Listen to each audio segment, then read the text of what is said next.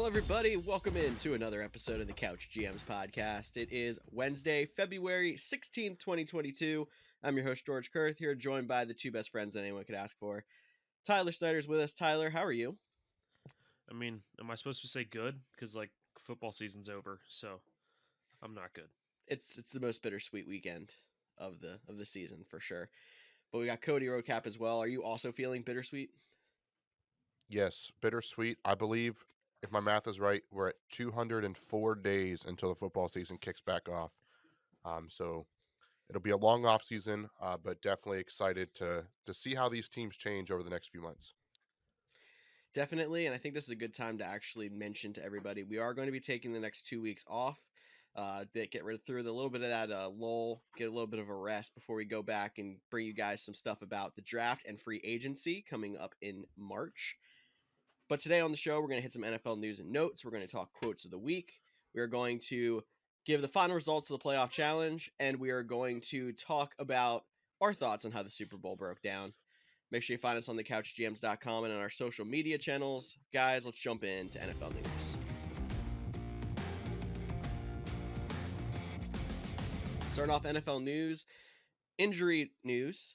Even though for some people that were not playing, we'll start off as DK Metcalf. He got surgery to remove a screw from his foot from a previous procedure.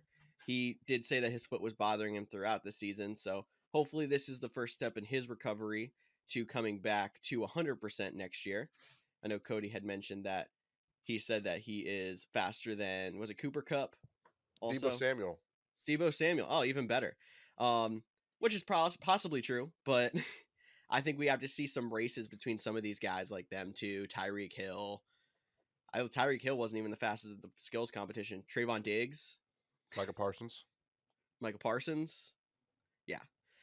We'll try to schedule that for the offseason. Everyone will listen to the Couch GMs for that reason. No.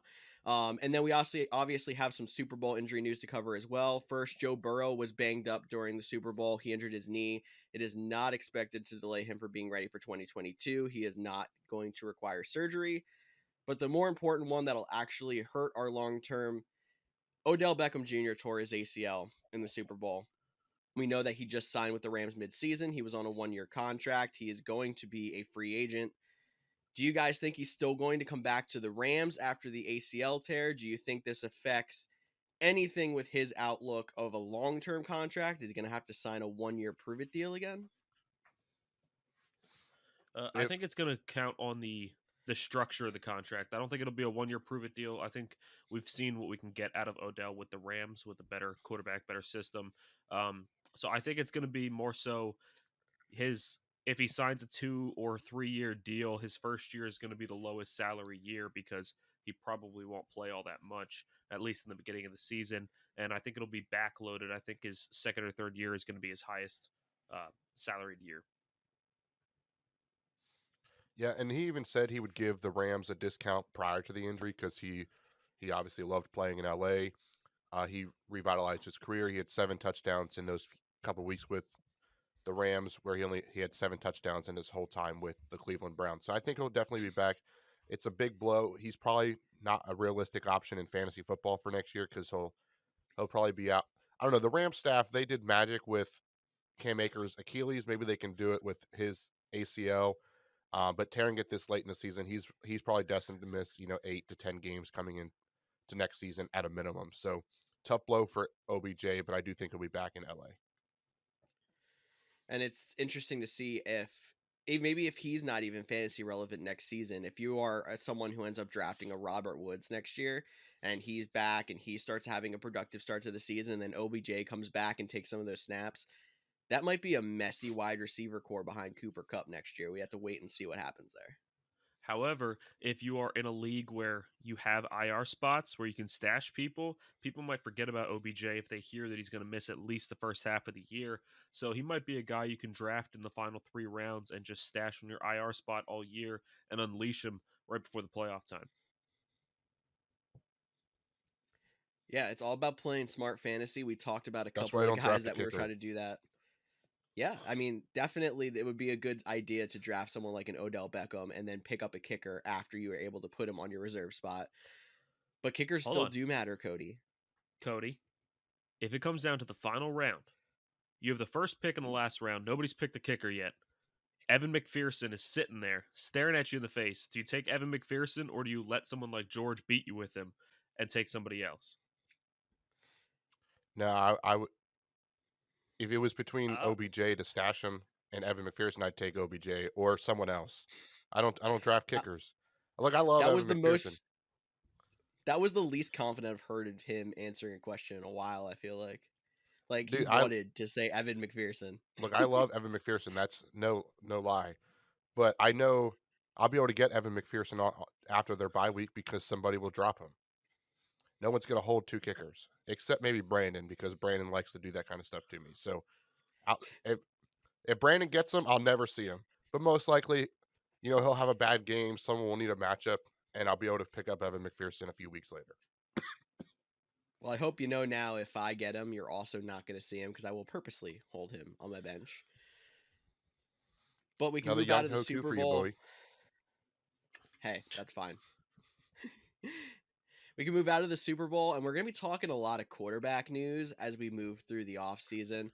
We already had talked a lot about how Carson Wentz was being conveyed by the Colts brass and their head coach. And now there is a report coming out from Chris Mortensen that says Carson Wentz is likely to be cut or traded before March 19th, which is when his salary becomes guaranteed for next season. I believe that's also the start of the new league year. He could be a big catch for some of these teams that are quarterback needy because the draft is not that strong. And I still think that he is a solid quarterback if you actually put him on a team that has some weapons around him. He's been around some decimated wide receiver cores over the last few years. Yeah, I like Carson Wentz. I still think he has potential to be a quarterback. I think it'd be crazy for the Colts to cut ties after giving up essentially 2 first-round picks for him. But I mean, I understand why they're going to do it, and I feel like if they're going to do it, they're going big for. Obviously, they're not probably not getting Deshaun Watson out of Houston because they're not going to trade him in division, but they're going to target a guy like Aaron Rodgers if he's available. They're going to target um, Russell Wilson. They're going to try to make a big splash again. They had Phillip Rivers for a year, then they tried the Carson Wentz. They're going to keep doing this until they find their guy. I don't think it'll be a rookie. I think it'll be another veteran, maybe even like a guy like Kirk Cousins if he becomes available. Just a guy that you come in and try to not make as many mistakes because the Colts, for what they were on the brink of making the playoffs, and more than one time this season did Carson Wentz throw a bonehead interception that you could argue cost them a game. So I can understand why Now, they want to move on, but it is a tough blow for Carson Wentz. I think he'll bounce back, and honestly, like a team like the Washington football team, I think would be a good fit pairing with Logan Thomas, Terry McLaurin, uh, Antonio Gibson in the backfield, a decent O line, pretty solid defense. Let him do some revenge on Philadelphia. I would like that as a fit. man, you said that they would probably go for Kirk Cousins over Carson Wentz. I get Carson Wentz makes boneheaded decisions. But I think Carson Wentz is as good or slightly better of a quarterback than Kirk Cousins when he has the weapons around him. Tyler, can you at least semis agree with me? look, I think it's funny that the Colts, I agree with you. I agree Okay. with you that they are going to go for a guy like a Kirk Cousins or maybe a Jimmy Garoppolo. Even maybe they'll try to make a bigger splash, but it's going to cost a lot more. But the funny thing about the Colts is every year they do this. They're like going from decent quarterback to decent quarterback, maybe even slightly above average quarterback, but they're not correcting the issue. The issue is not the quarterback. Wentz would have been a lot better if he had something to throw to. Uh, they don't. They have Michael Pittman, who is not a number one receiver, but had to be because it's all they had. Like if they would give these quarterbacks something to throw to, you got Jonathan Taylor, you got the running game, perfect. You got the quarterback, great. You have the offensive line, even awesome.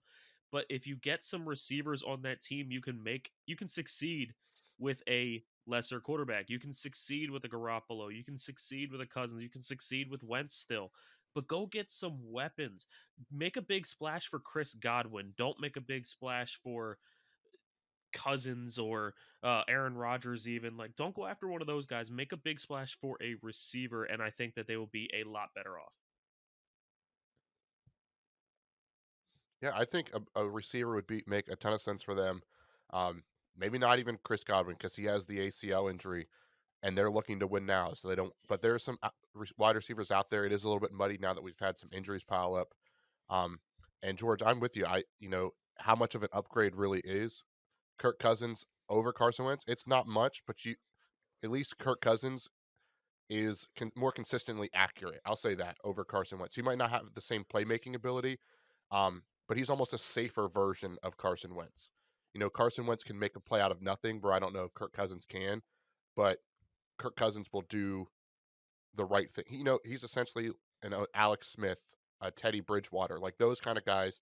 They're not special, but you can count for them to be in the right spot in the right moment for the most part for Kirk Cousins. If it's a primetime game, that's where we get a little bit iffy.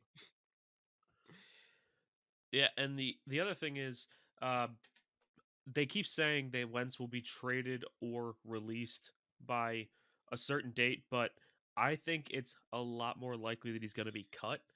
The only team that I've heard in the rumor mill that might be willing to trade for Carson Wentz is the Browns in a straight up trade of Baker for Carson Wentz because the Browns kind of want to move on from Baker. I don't see it happening, but that's the only rumor I've even heard of anybody trading for him. I think Wentz is going to be released. I do think Wentz still has the capabilities to be a starting quarterback somewhere, but I think he's going to take the Ryan Tannehill route and try to go to a team with a struggling starter and be the backup. And hopefully he gets his chance to step in, shine, and steal that job for the future. I don't know if he's going to be signed for a starting job this upcoming season. Yeah, I think one more name to look out for in Indianapolis for a quarterback, though, is Kyler Murray. I know there's been some rumblings that he's not happy with the franchise. The franchise isn't happy with him. Not sure of his leadership ability. There's the whole Instagram drama of him erasing all the mentions and all the photos of him in Arizona. So maybe that's a guy that could use a fresh start. Not saying they would trade straight up for straight up. I do think Carson Wentz will end up being released. No one's going to trade for him. But Kyler Murray also seems like a guy that the Colts could go all in on. I don't know if you were trying to transition or not, but I'm going to jump us into quotes of the week. I don't care if we put the bumper here or not, because our first quote is actually Chris Mortensen talking about Kyler Murray, and he tweeted out and said that Murray is frustrated with the franchise and embarrassed by the playoff loss to the Rams and thinks he's being framed as the scapegoat. Meanwhile, the Cardinals are reportedly calling him self-centered, immature, and a finger pointer. So I don't know if this is all a miscommunication between the two, but you're right. There's a lot going on there, and something is gonna have to give on either side if they actually want to make this relationship work. And what a big name talent quarterback out there that could potentially hit the market, the trade market. Like Kyler Murray took the Cardinals from being an absolute joke to being a legit contender. You look at the first half of this season, we were talking like, I don't know if there's anybody out there that can beat the Cardinals. They had one of the best defenses, they had a high powered offense, they were a scary team. They fell off in the second half of the year, especially after Hopkins and Murray got injured, but like that's a big name guy out there. He doesn't have the height of most normal quarterbacks, but he's got the athletic, mobile ability of Lamar Jackson with a better arm. And we all talk about how great Lamar is. I think he's a better version of Lamar. So that could be the guy that can go to a team and immediately make them a huge contender if he can find the right fit. Yeah, I'm with you. I think it'll be interesting to see where he goes. You have to imagine the Cardinals are going to try to do what they can to fix this situation, but it'd be crazy if they think he's the problem and it's not like Cliff Kingsbury. That'd be just a bad team staying bad. But the Cardinals, they're trying to go for the three-peat of hosting the Super Bowl or playing the Super Bowl in their home stadium and winning it. So this is a big year for them. So if they're going to do that, you'd think Kyler Murray's their best option. Unless they go out there and try to trade for Aaron Rodgers and flip Kyler Murray back. I don't know. I don't think that would work for them, but I have a feeling that this is going to be a whole lot of hype for nothing, just like it seemed like most of the quarterback market has been the last few seasons. Like we heard all the Aaron Rodgers drama last year. Russell Wilson was even on the chopping block last year, like he is again this year, and almost nothing happened. Like I think there's certain situations that are definitely going to happen this year. Like you're going to have some kind of resolution in San Francisco in the Jimmy Garoppolo versus Trey Lance. Carson Wentz, I think, is probably the most likely to get moved again. He was one of the few that was moved last offseason. But the big names like the Kyler Murray, the Aaron Rodgers, I even think is a good chance he's going to stay. And I think Russell Wilson has a chance to stay too. Like, it's going to be a lot of hype and then turn into almost nothing. Yeah, I'm right there with you on that one. And our last quote, it's a light on the quote week, just because everything is Super Bowl related, so we didn't want to get over inundated with Super Bowl talk. But Tom Brady, he did announce his retirement. Some people will say that's just so he doesn't have to do the offseason training. He'll be back at training camp. We'll have to wait and see. But he was talking about his good buddy, Rob Gronkowski, because Gronk has formerly been on the record saying he'd only play with Tom Brady.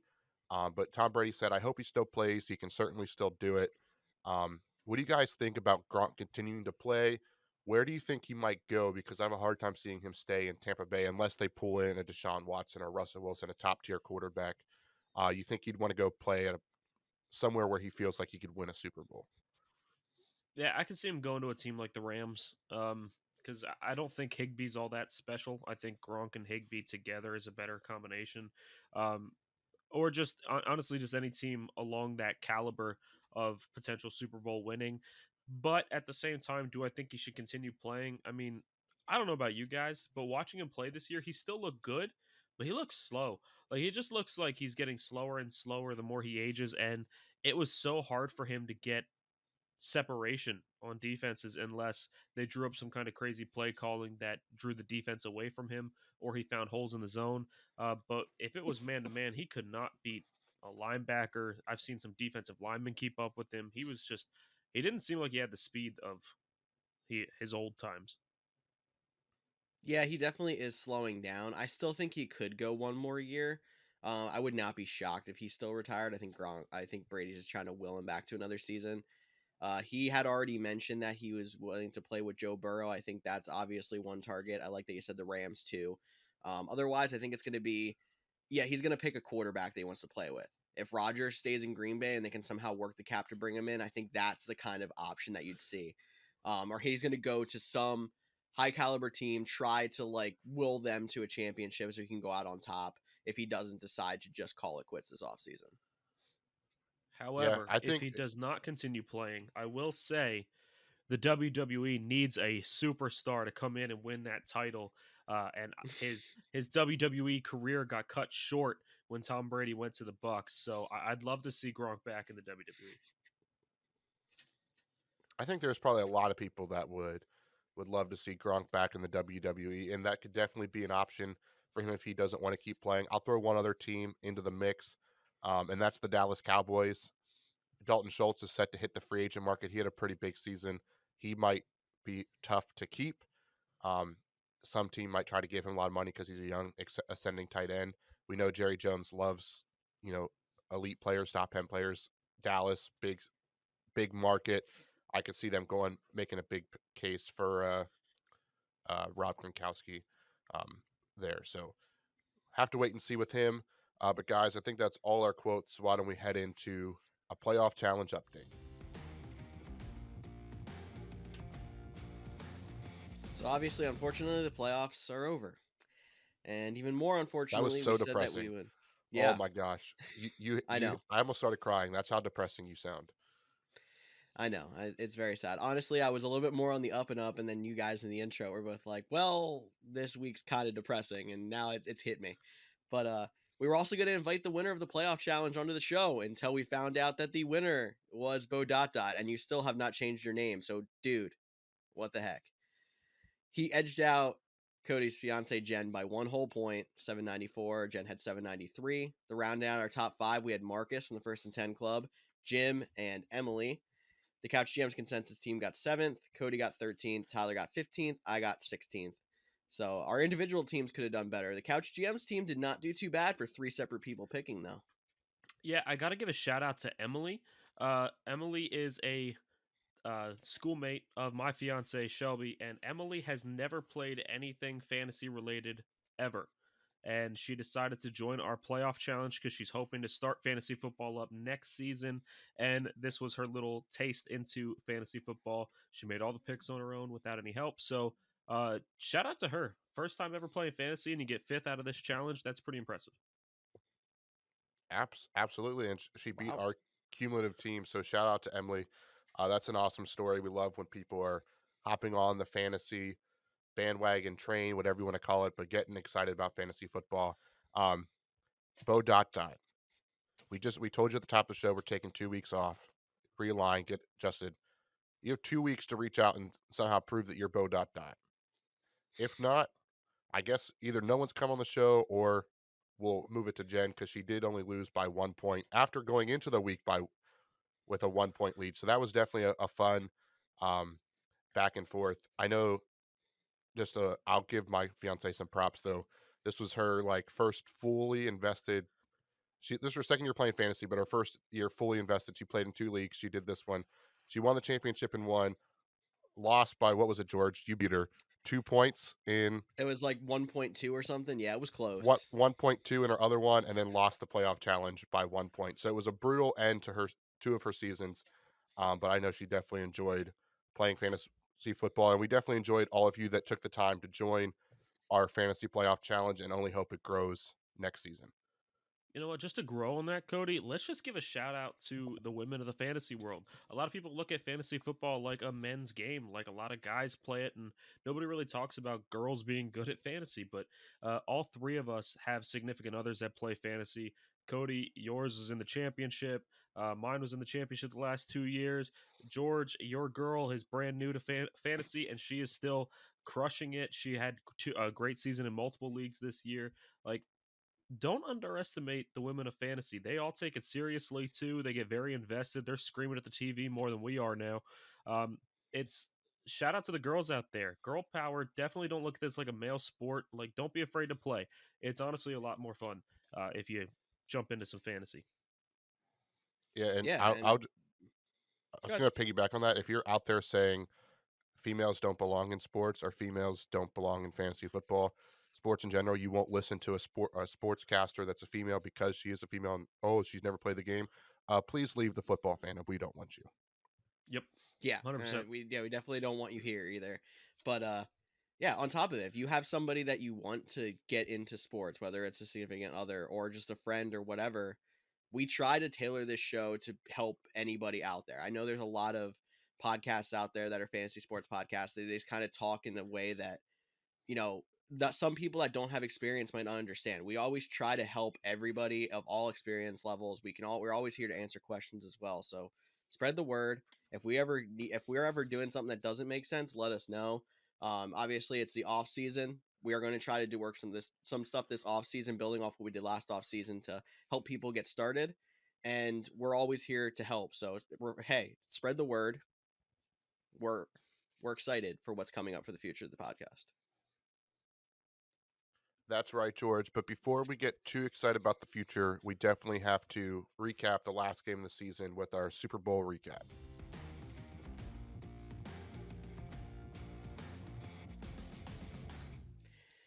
Yes, we do.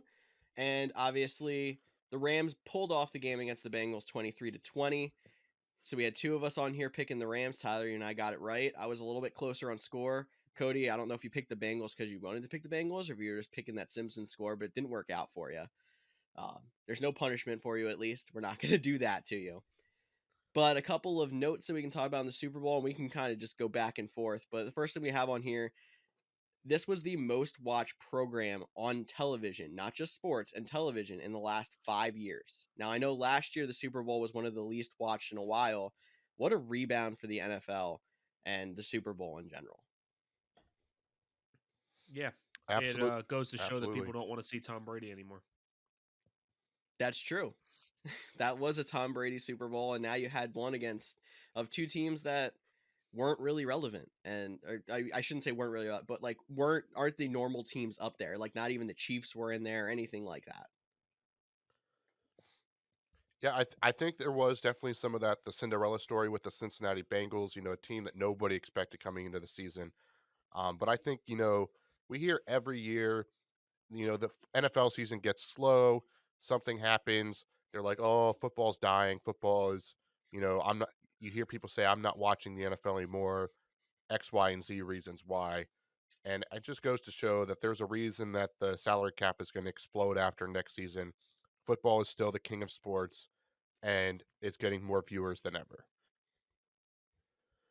Yeah, absolutely, Cody. And I mean, just to piggyback off of what I was saying earlier, I don't know why I'm talking about the WWE so much, but the WWE was dying and nobody was watching it. And then Gronk announces that he is joining the WWE, and Pat McAfee takes over as one of the commentators every night. So WWE's ratings skyrocketed. It's just because two people from the football universe go into a different dying franchise and revitalize it. It goes to show the power that football has, not just on football itself, but on everything. Um, and I'm super glad that we get to be a part of it and have this podcast and talk about football and really get as invested as we can. I mean, I know that this Super Bowl was a big one, and I called off work for it. I didn't care. I wasn't missing the Super Bowl, and I'll do it again. I promise. But this game, I think, was so much better because it finally wasn't just two of the dominant teams. Like you said, it was two teams that people didn't really expect. I still was a little unhappy with the Rams being there because they felt like the Yankees of old. They just bought and traded for everybody they wanted to be able to get there. But, kudos to them. It worked out. It was still an exciting game. And honestly, I think there's something else we need to talk about here, guys. Not just football, but how about the halftime show? One of the highest rated halftime shows in a long time. People are saying it's either the greatest halftime show or possibly second to Prince. But what are your thoughts on this? George, I'll let you go first. Okay. I mean, it was definitely my favorite in recent memory, one of my favorites of all time. I honestly, I know Tyler was in the room with me. We were just kind of sitting back there like this takes us back to our childhood. It just sounded good. There was all the stars that you could think of. It was well choreographed. They were able, I think it has also helped that they were able to do a lot more than last year when the weekend was kind of limited to just himself. Everyone had to wear masks that was involved. They were able to open it up a little bit more. While it wasn't the extravagant show that like Katy Perry was when she had all the, dancing sharks and whatever, they did what they needed to do for their type of music. They were still able to spotlight that type of music, and sometimes like the sound mixing doesn't sound good. I think it actually was good on that front as well. So I think it was overall a fantastic show. Yeah, I liked the halftime show. I think I'm probably one of the lower rating people. Like, I'm not saying it was bad. I've definitely seen worse. I liked it better than last year's with the weekend. There definitely was the nostalgia aspect of it, but I think George, you hit it too. Um, for me, I'm like a nerd. Like, the production value means a lot to me. Um, Even when I go to a concert, this is a personal look into me. When I go to concerts, like, I do more staring at the backdrops, the screens, watching the cues, Mhm. seeing where the camera people are. Like, that's just what I get interested in, like the whole aspect of it. And I do think this show was lacking a little bit of the spectacular, the show aspect. But as a performance, all five artists did great. There was definitely artists I preferred. I mean, I enjoyed more than others, but they all five of them did great. But for me, I still think the Prince halftime show is up there. I still really like Super Bowl 50 with Coldplay, Beyonce, and Bruno Mars. That was probably my favorite of ones I personally remember. Is still probably my top Super Bowl halftime show. But I do think this was, a top five performance. Yeah, I got to give some credit to Lady Gaga too. She really knew how to put on a show, whether you're a Lady Gaga fan Jumping or in from the not. roof. Like, honestly, Yep. yeah, like she knew how to put on a show. She was entertaining. I think the reason that there wasn't as much production value was on purpose, to be honest with you, because I think it's like these weren't just top singers right now. Like these were music icons, music legends, and I think it's less production, so you're not focusing on the backgrounds, the lights, the cameras. You're focusing on the stars because they are the show. I agree with you. I like looking at the production value too, but I think that's the reason why there wasn't as much because it was able to focus on the stars. I will say that I do have a little bit that I would tweak with the halftime show, and as bad as it sounds, I would get rid of a couple of them. I don't know which ones because they're all great, but I think having as many singers as they did, I think it was six. Um, we didn't get enough time with each. I think when you have one set Super Bowl singer, they are kind of going on for a while. I like the idea of having multiple so you get a little taste of everything. But I think they had a little bit too many this time. I know as a personal big fan of Eminem, it was disappointing that I only got to hear one song from him. I'd love to hear more. Uh, and that Mom goes with spaghetti. a lot of these other guys. And I'm still wondering how long 50 Cent was hanging upside down before he actually started singing. It wasn't long.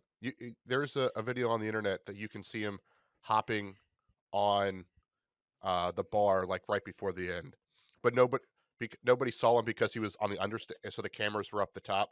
But someone Mhm. from the crowd sent a video, and you can see him hopping on. He was probably hanging upside down maybe like 5 to 10 seconds before he started, or he was holding up there, and then they cued him to drop down. Um, so it Mhm. wasn't very long. But I'm with you. I do also think that was a good point too. It did feel a little overcrowded. I think they did a great job of it did feel like one cohesive track almost the whole time. Like there was Mhm. like 2 or 3 breaks and there was a few awkward transitions, I felt like. Um and I think they were all great, and I don't want to take this away.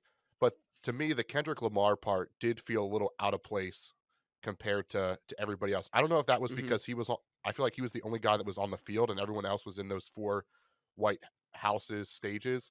Um, but he felt like the guy that was out of the mix. I'm not saying he did a bad performance. I thought he did a great performance as well, but he did feel a little bit out of place.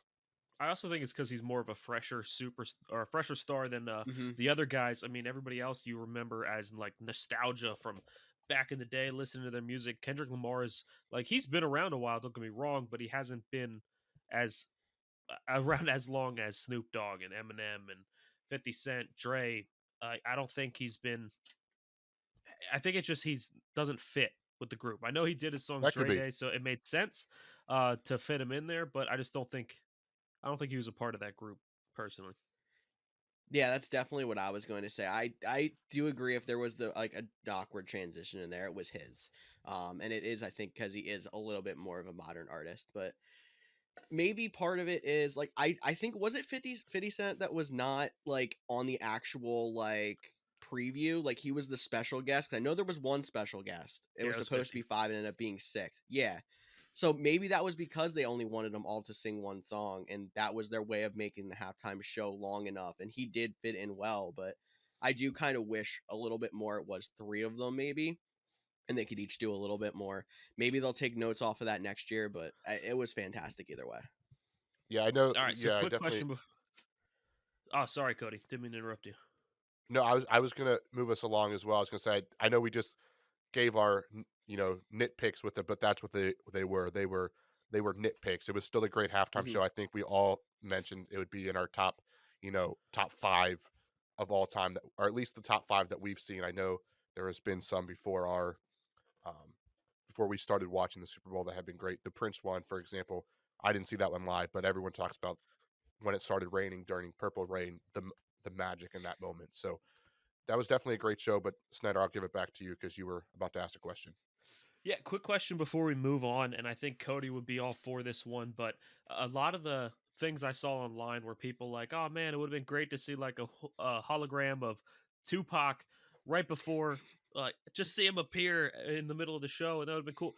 Well, how would you guys feel if we had a halftime show of holograms? If we had an all-time legends hologram show where the entire thing is digitally produced, but it sounds and looks like they're there live. Like you can have some of the greats of the past. I mean, hell, put Betty White on the corner of the stage just waving to everybody and smiling. But you can have Tupac, you can have Michael Jackson, you can have Freddie Mercury, you can have all these greats of the past, all as Bring Prince holograms. back. Uh, bring Prince back and have like an unbelievable show, and you can honestly have a lot of creative freedom with it because it is holograms. It's really just up to whatever you can do digitally.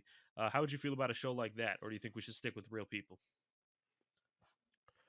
or I, real I living think it people? would be interesting.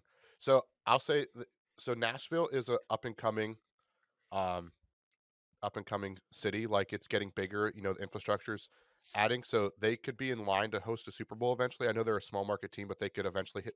I don't know what their hotel count is, and I know that's a big factor of it. But like, a city that is so, you know, known historically for its music. I'm not saying all those guys fit into their music aspect of it. I think that would be like a fun twist if you did it like a Music City tribute type of thing with the holograms.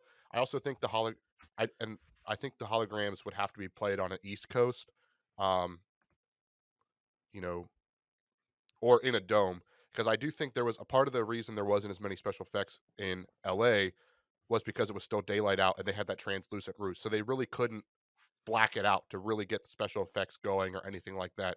Um, so that's like a inside of the production of why it could have been a little lackluster on that end. So holograms would probably definitely need to be completely blacked out or on the East Coast. But if they could tie it into like, a city like Nashville, or, Cleveland has the Rock and Roll Hall of Fame. If they would ever get a Super Bowl, I know that's another small market team just that has like the music connection.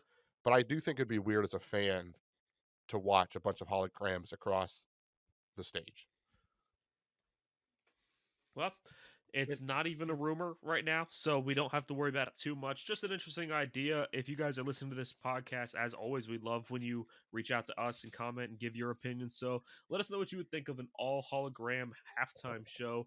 If you'd like to see it, you get to see some of the all time greats performing live again, or if it just sounds stupid and let's stick to some real people. Let us know what you think. Just reach out to us on social media. But guys, let's go ahead. Wow, sorry there.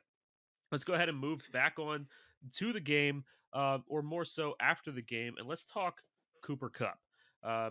This man, in my personal opinion, deserved the MVP for the whole season. I think he deserved it more than Aaron Rodgers. I think he did something that was more above and beyond for his position and for the team than Aaron Rodgers did. So he should have won regular season MVP, in my opinion. But do you guys think he deserved the Super Bowl MVP, or do you think that was more of a makeup? While I think maybe part of it was a makeup, I still think there was probably two guys that I would have been happy with getting Super Bowl MVP. One would have been Aaron Donald because he was making his presence known that entire game and made the big play at the end of the game, and the other one was Cooper Cup. So I was just worried they were going to give it to Matt Stafford, who I think had a bit of an up and down Matt Stafford type game. He was not really super duper impressive, but I've seen them give it to quarterbacks in that same position in the past just because they're the quarterback. So I'm glad they at least went off that position. I'm totally cool with Cooper Cup getting that MVP. The only other person I think would have been Aaron Donald. Yeah, I think for me, it would have been Aaron Donald over Cooper Cup. There's a couple of reasons why I think Aaron Donald was more disruptive the whole game, where we were in the fourth quarter and I was texting back and forth with my uncle, and I'm like, they're doing pretty good at shutting down Cooper Cup. Like, he had the one touchdown, but he only had like 3 catches heading into the fourth quarter. Granted, he was instrumental in that last um, 5 minutes of the game, and they went down on the field and scored. So I think that's why he got it. And I also, fun fact, I didn't know this, and I don't know if you guys know this. They actually ask all the writers and everything. They have to submit their MVP vote by the 2 minute warning, which I did not Hmm. know that. But that makes a ton of sense on why a guy like Malcolm Butler didn't get the opportunity, because the votes were already submitted. That makes sense why Aaron Donald probably wasn't in true consideration, because he only had 1 sack at that point. He was disruptive, but he didn't have the game clinching sack. Like, a 2 sack performance, game clincher, dominant the whole game, is a lot more MVP worthy than, a 1 sack when at the time of voting. So I do think Cup probably deserved it if you look at it through that magnifying glass. I am with you. I agree. I'm glad they didn't give it to Matt Stafford, even though I'm a Matt Stafford fan. I didn't think he deserved it. But I do think it's pretty interesting that we can't wait 2 extra minutes to actually name an MVP. Like, if Joe Burrow would have led a touchdown drive, or would he have gotten it? Do they They send might one for vote the for either Bengals, one team. for the Rams? Like, is that how it works? Like, I'm very interested now in how the Super Bowl MVP voting process works. Well, I will say, in my opinion, I think Cooper Cup did deserve the MVP for this game. I think he did enough to earn it. However, I think there was two other MVPs that had a bigger day and less because of football. Safety Taylor Rapp did get engaged as soon as the game was over, so he got a ring, and so did she. That's honestly really cool. That's a great time. It would have been a lot more awkward if he would have lost and then proposed while he's crying and fighting back tears, just like, all right, marry me. It would have been a little bit different. But also, wide receiver Van Jefferson, in the middle of the game, his wife went into labor, and he posted a picture holding his baby after the game and said, "I'm the real MVP," or "He's the real MVP," something along those lines. So I think those two guys definitely had a bigger day. Um, because they got rings and they got life-changing moments. In more ways than one. That is a roller coaster ride of a day for a lot of the Rams there. But speaking of roller coaster, we all thought the Bengals were going to go in for that victory, and then the last drive by the Rams happened. And especially down by the goal line, there was a lot of questionable calls by the refs, things that were not being called all day, like holding penalties and pass interferences, and all of a sudden started to look ticky tacky there inside the 10-yard line. So I'm going to ask you guys, do you think the refs sealed the win for the Rams on that last drive? Cody, I'll let you go first on this one. All right. So I'm going to say I am a big believer that you need to do whatever you can. You can't let the refs dictate your game. There is, I will say the 3rd and goal holding pass interference call, I forget what it actually was against Logan Wilson, the linebacker, was atrocious. It gave them a first down. Now, we'll never know if they would have scored on 4th and goal, but it would have been a whole different game. They still had 3 timeouts. If they would have tried to run it 3 times, they could have still scored. There was still time left. So I think it's hard to say that they stole stole the game from the Bengals or any way like that. The Rams fans will be like, look at the first play off out of halftime when, you know, T. Higgins grabbed Ramsey's face mask, caused him to fall. He caught the touchdown. There was no flag. But the fact that there was no flag on that, they had only called 3 flags against the Bengals, and they were all after plays. There was like 2 false starts called. For it to come down in that moment, and we hear time and time again that the refs are going to let you play at the end of the game, for you to call it on 3rd down to reset the 4th downs. Now, the second holding in the end zone that put him at the 1, that one was definitely more closer to the letter of the law. But how that 3rd down call was called is an issue. But like I said, they could have scored on the next drive. They could have got a stop and got. There was a lot of what ifs. The game wasn't over after that play. So it to me it leaves a sour taste because it feels like the refs have dictated too many outcomes. But at the end of the day, there was still time left on the clock. We don't know what that other outcome could have been, but it was definitely tough to watch. But I'll take it a step further with you here because the Bengals did get the ball back. There was that key 4th down where Aaron Donald got to Joe Burrow, almost still got the play off for the first down. The Rams were very clearly lined up in the neutral zone, so it should have been an automatic first down on an offside penalty. Well, so you almost look at it, they did it twice. Well, if you look at that same exact play, the cornerback, I don't remember what his name is, but on the outside, he's bear hugging T. Higgins on his slant route. He has both hands wrapped around his gut. Now, again, if you freeze frame any play, I'm sure you can find holding on it. I'm not trying to criticize the magnitude of it, and I'm not saying we need more flags in the game. I'm not saying that at all. But when you see stuff like that, and then you see an obvious non-holding call get called to help a team, it does feel a little bit fishy. But again, the Bengals did have an opportunity, yes, an opportunity for 1 first down to close out the game compared to going 75 yards with 2 timeouts under a minute and a half to win the game or tie the game is completely different. I was hoping we got an Evan Money McPherson, field goal to send it to overtime so he could break the record for most kicks made in a postseason. He tied it with Adam Vinatieri, so shout out to him for that. But it's tough to watch when you feel like the refs are getting involved. So the question was not, did the refs mess up? The question was, did the refs steal the win from the Bengals? And with that specific question, I'm going to say no. I do think the refs had some terrible calls and some terrible missed calls, but I think the Bengals' offensive line stole the win from the Bengals. I don't care if they're lined up in the neutral zone or not. You can freeze frame that play and look at the holding, or you can freeze frame that play and look at the offensive lineman face this way with nobody in front of him while the defender is going straight behind him untouched for Joe Burrow. That's the freeze frame that I want to look at on that play because it's just embarrassing. By the way, that was the only former Titan in the entire Super Bowl that completely blew that coverage. So shout out to the Titans still messing up in the Super Bowl. But yeah, it's ridiculous that Joe Burrow was able to make it as far as he did, put up the kind of points he did, and stay in that entire game being the most sacked quarterback in playoff history. It's sad. If the Bengals would invest in some better offensive linemen, uh, they might have been Super Bowl champions because Burrow would have had enough time. He would have seen Jamar Chase completely wide open, uncovered on that play for the game-winning touchdown. Because that's another thing you can freeze frame that play and look at is the corner that was covering Chase was laying on the ground while Chase is standing there waving his arm saying, "Hey, I'm open." But he didn't have time to see him because Burrow had people in his face throwing him on the ground. So it sucks. I do think the refs definitely made an impact, but I think that Bengals offensive line is the most to blame. And I think that is what puts the biggest rap on the Bengals season because it started with why didn't you draft an offensive lineman? Why'd you go get Jamar Chase? You know you need offensive line help. And it ended with their offensive line blowing the game for them. I mean, multiple times in the playoffs, even though they got through to the Super Bowl, and then it was finally the nail in the coffin in the Super Bowl. Yeah, I mean, I'm definitely not right saying there. But Jamar they Chase is a definitely, bad pick, but I mean, he No. was definitely a great pick. But at the same time, you still need offensive line help, but to make sure anything can happen. So hopefully, now that they have the receivers, the running back, the quarterback, they have all the pieces they need.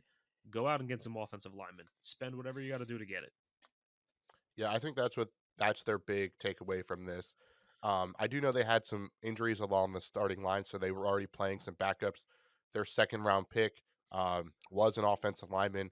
He was he was starting to come on before his injury. I mean, it wasn't spectacular, but they definitely have some cap space. You'd love to go see them go out there and get some, proven guys. A Teron Armstead to play left tackle makes a ton of sense. But definitely a tough loss. I'm with you though. I don't think you can say the refs stole the game. It's just it gets frustrating when the refs try to get their airtime. That's what I feel like. But another big storyline coming out of the Super Bowl, and even as big as a Stafford fan as I am, this one to me seems crazy. But now people are saying the Super Bowl win puts Matt Stafford in the Hall of Fame conversation. So I already know what Snyder's going to say because he's going to tell me that Jared Goff would have won that Super Bowl. So, George, what is your thoughts on the Stafford Hall of Fame? Man, Jared Goff might have won that Super Bowl. No. I think they had a better chance with Stafford, even though it might have happened. As much as I love Matt Stafford, and I know Cody and I are very similar in this, the man put up a lot of numbers in Detroit despite not winning well. We've even had conversations where I think almost before this season, him and Phillip Rivers were semi-similar. I mean, he didn't get the wins that Phillip Rivers did in the regular season, but their stats, like they looked like regular season ballers. And I don't think that this puts him anywhere close. There's the best way I can describe it is I saw something on social media today that says that every quarterback from this era that was at least competent is going to look like a Hall of Famer just because of the inflated passing stats and the fact that you're throwing the ball more now than you ever did in NFL history. So you have to almost look at the stats with a grain of salt or look at the performers above the performers in this generation. Stafford's fantastic. Sure, he might be an above average quarterback when you put the right pieces around him. He's not a Hall of Famer. No, that's too much of an exaggeration. Yeah, I don't think that Hall of Fame should hinge on how good you are at winning Super Bowls. I mean, if we're going off of that, then Tom Brady has his own room in the Hall of Fame and nobody else is allowed in. I don't think the fact that Stafford hasn't won any Super Bowls should come into effect. Um, but let's look at a different stat. Let's not look at how many times he's won the Super Bowl. Let's not look at how many passing yards he has, passing touchdowns he has. This might be a dumb stat to throw out there, but I'm going to do it anyway. Uh, do you guys know how many Pro Bowls Matt Stafford has made in his 13-year career? I believe it's one. One. One. Hmm. So out of whether he was on a bad team or not, out of his 13 seasons, he was rated as one of the best quarterbacks in the league for his own conference that season one time. If he was only done one time in 13 years, how can you say he's one of the greatest quarterbacks to ever play the game and deserves the Hall of Fame? It sounds ridiculous. I do not think he's a Hall of Famer at all. I think he could be if he puts together a great end to his career, plays 3 or 4 more good years, and puts up some amazing stats, wins some more things. It's possible, but right now, no, he's not a Hall of Famer. Yeah, I'm with you. Um, I've always said I don't really care about wins. I don't really care about Pro Bowls. To me, it's more of a gut feeling. Were you the top of your were you the top player at your position, top 3 at your position for multiple years during your career?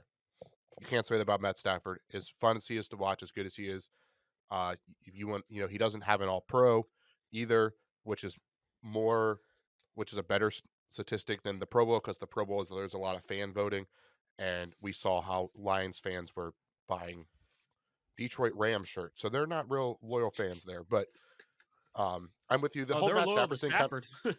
They're that loyal that, to that Stafford that they're willing to buy a Detroit Ram shirt, and he still didn't make a voted in Pro Bowl. Like it's crazy. that that is a good point. This reminds me of after that one Super Bowl that like Julian Edelman um, should have won MVP, had a bunch of catches, and people are like, "Oh, Julian Edelman, Hall of Fame wide receiver." And then when you actually step back and look at his stats, no, Julian Edelman's not, you know, Hall of Fame wide receiver. He had a good playoff run. That's about it. That's what Matt Stafford did. He wasn't great. He did leave 3 game-winning drives in the playoffs. That's impressive. That's just what Matt Stafford does. Yeah, I mean, he led some game-winning drives. He still threw 2 picks. He still led this past season in interceptions. He was tied with Trevor Lawrence. So I love Matt Stafford. I think he's a talented guy. I think he was a missing piece that helped the Rams um, get over the hump. But yeah, for me, definitely not on the Hall of Fame. So moving to guys who may have a chance to get voted into the Hall of Fame soon, maybe. Matt Stafford is not talking about potential retirement, but a couple of key Rams are. 3 of them to be noted: Andrew Whitworth, Aaron Donald, and Sean McVay. Yeah, I that's just that's what's being I can't Tyler imagine Shake. Donald or McVay retiring. I can't do it. Like it might happen. It's All right, possible. Maybe you want to go out on top. Sure. But I can't in my right mind picture it. McVay is still a very young head coach. He still has a great roster. He has the love of his team. He's noted as one of the best head coaches in the league right now. Why would he want to retire? Aaron Donald, like if he has been battling a ton of injuries over the last 4 or 5 years, he's still playing at a high level. But if he was battling so many injuries that his body can barely hold together anymore, I'd understand it. But he's still young for his position and playing at a very high level and very healthy. Maybe he wants to retire before he's no longer healthy. I could see that as well. But when you're still that healthy and playing at that high of a level, you're still a defensive player of the year candidate every single year. Why would you want to leave? Andrew Whitworth, however, he is still playing at a high level, but he is up there in age, the oldest player in the NFL remaining now that Tom Brady retired, and he gets a chance to retire on top. I could definitely see Whitworth retiring. The other two, it's just hard for me to picture. Yeah, I'm with you. Andrew Whitworth, he's the oldest offensive tackle, oldest player in the NFL now that Tom Brady's retired. Just won Walter Payton Man of the Year. That one's a pretty gone conclusion that he's going to retire. The other two, they're definitely rumors out there. They seem sketchy, but I am going to propose the situation where I think that if you had to ask me which of the two between Donald and McVay would retire, I would pick McVay. Now, again, I still think it's a very long shot, but and I do think this is something that he is due for a contract extension. So I think there is some of that um, aspect of it. But on a personal side, Sean McVay did just get engaged this during this past season, so he is looking to start a family with his wife. You mentioned he is one of the young quarterbacks or young coaches in the league. I believe he's only 35 right now, maybe 34, 34, 35. Still very young for a head coach. He got the job at 30. He's been to the Super Bowl twice in the last 4 years. He's won one of them now. But he's also a smart guy. He knows the Rams situation. He knows that they have no picks. Like this team is going to start declining. They have no picks. They can't go out and repeat what they did. They can hope to re-sign Von Miller, hope to bring back OBJ, but they have no picks. Any TV station will take him if he wants to go make John Gruden money, 10+ million for Monday Night Football. I think it was reported that Tony Romo was making almost 18 million with CBS. He could easily go get that kind of money, working in the broadcast, get a little bit easier life, build his relationship up, build his family with his wife, And in 3 or 4 years, 5 years, he'll still be under 40 and just be like, hey, I want to coach again. And any team looking for a job would hire him in a heartbeat. So at least the option to still be coaching, but if he wants to take a hiatus, go do some TV, see if that's what it's in, I could see that happening. Still think it's a long shot, but he definitely has his options. I mean, that makes a lot of sense. I still don't see it. I mean, I know that they don't have picks, so they're going to start declining, but they're not going to. I don't think they're going to plateau. I don't think they're just going to fall off the face of the earth. I think they still got a year or two of being a strong contender before they really fall off. Their future definitely doesn't look bright with no picks, but we've seen teams like that before where we're like, oh, they got to fall off now, right? And then they find some way to turn it back around. So we'll have to wait and see on that. But guys, I think that's it. That is all of our Super Bowl talk, which means that's all of our football talk for this season. It's officially over, guys. Man, so depressing. But as always, thanks for listening. Thanks for sticking with us through our second season. We definitely changed the show up a little bit, and that's why we're going to take just a reminder one last time. 2 weeks off. We're going to do some discussion between ourselves, try to figure out some new formats, get some ideas for the upcoming off season. But as always, thanks for listening to the Couch GMs podcast. Yeah, guys, and we're changing, and we're going to keep trying to grow and change some things up with this podcast. But we're not just doing it because it's what we want to do. We're also doing it because it's what you want to hear. So if there's something that you feel like our podcast is missing, some things you want to hear on a weekly basis, some things you definitely want us to discuss more, reach out to us. Let us know, because we want this podcast to be more fun for you. We don't talk just to hear ourselves talk. We talk so you guys out there can listen and get some fantasy advice that you need to help go win some championships of your own. So definitely reach out to us, especially Bo Dot Dot. Reach out to us and let us know who the heck you are so we can invite you on this podcast. But be excited. Big things coming, guys. This podcast is so much more fun for us and more fun for you when you get involved. Yes, it is Tyler, and thank you guys for listening in one more time to the Couch GMs podcast. For Tyler Snyder and Cody Roadcap, I'm George Kerth. We'll see you all in March. Enjoy the beginning of the off season. We'll talk to you soon. Boom.